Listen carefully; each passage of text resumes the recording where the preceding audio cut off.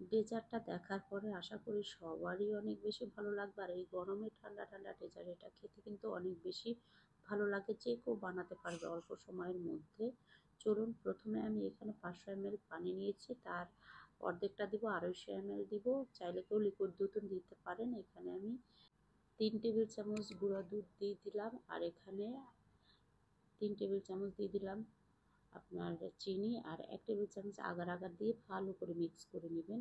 তারপরে চুলাতে বসিয়ে দিব। অবশ্যই চুলাতে বসিয়ে কিন্তু বলক এসে যাবে, তারপরেও অনেকক্ষণ প্রায় 2 মিনিটের মতন জাল করবেন, এতে আগার আগারটা একদম গলে যাবে। আর যখন আগার আগারটা গলে যাবে তখন কিন্তু একটু ঘন হয়ে আসবে। চুলাটা বন্ধ করে তারপরে এরকম ছোট ছোট কাপে আমি ঢেলে দিয়েছি, আর চাইলে আপনারা যে কোনো বড় বাটির মতো সেট করতে পারেন। এখন আমি এক সাইডে রেখে দিব, আর ওই 250 ml পানিটার মধ্যে আমি দিয়ে দিব এখানে রুয়াবজা দিয়ে দিব হাফ কাপ, আর চিনি দিয়ে দিব 2 টেবিল চামচ, আর দিয়ে দিলাম আগার আগার 1 টেবিল চামচ। সেম টু সেম দিবেন, তবে রুয়াবজাতে যেহেতু চিনি থাকে সেক্ষেত্রে কিন্তু চিনিটা কমিয়ে বাড়িয়ে দিবেন। তারপরে এরকম আবারও আমি বলক এনে ফেলেছি, এই যে দেখেন। কিছুক্ষণ বলক এনে নেওয়ার পর আবারও 2-1 মিনিট কিন্তু জাল করতে হবে অবশ্যই, তারপরেই কিন্তু আগার আগারটা গলে যাবে। একদম গলে গিয়েছে, এখন আমি চুলাটা বন্ধ করে দিয়েছি। এখন আরেকটু ঠান্ডা করে নিয়েছি, এখানে চিয়া সিডটা দিয়ে দিলাম। কেউ চাইলে চিয়া সিডটা দিতেও পারেন, না চাইলে কিন্তু স্কিপ করতে পারেন, এমনিও দিতে পারেন, খুব ভালো লাগবে। তারপরে এটা চিয়া সিডটা দেখার সৌন্দর্যের জন্য কিন্তু দিয়েছি।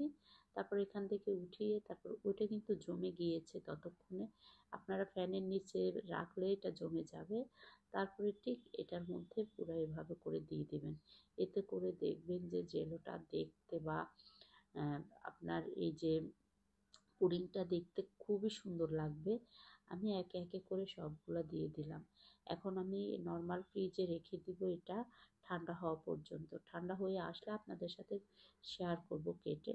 আমার এই রেসিপিগুলো ভালো লাগলে পেজটা ফলো করে দিবেন, বেশি বেশি শেয়ার করে দিবেন, আর অবশ্যই ভিডিওতে একটা লাইক দিয়ে দিবেন কিন্তু। আর দেখলেন তো এটা কিন্তু সেট হয়ে গেছে। এখন আমি এটা আপনাদেরকে খুলে দেখাবো। আর এটা খোলার প্রসেসটাও একদম ইজি। এরকম একটা টুথপিক দিয়ে কিন্তু এভাবে ধরলেই এটা খুলে যাবে। যারা মনে হয় যে মানে কাপ থেকে কিভাবে খুলবো তাদের জন্য এই টিপসটা। এই যে দেখেন কত সুন্দর হয়েছে। এখন আমি একটা কেটে আপনাদের সাথে শেয়ার করতেছি। কত সুন্দর হয়েছে বলেন তো। এটা কিন্তু ছোট বাচ্চাদেরকে আপনারা টিফিনেও দিতে পারেন, কোনো গেস্ট আসলেও বাসায় এটা কিন্তু তৈরি করতে পারেন। আমি এখন দেখেন ঘুরিয়ে ফিরিয়ে দেখাচ্ছি যে এটা কতটা লোভনীয় হয়েছে। এটা কিন্তু খুবই খুবই টেস্ট। আপনারা একবারের জন্য হলে ট্রাই করবেন। ভিডিওটা কেমন লেগেছে অবশ্যই কমেন্ট করতে ভুলবেন না কিন্তু। অনেক বেশি ভালো থাকবেন।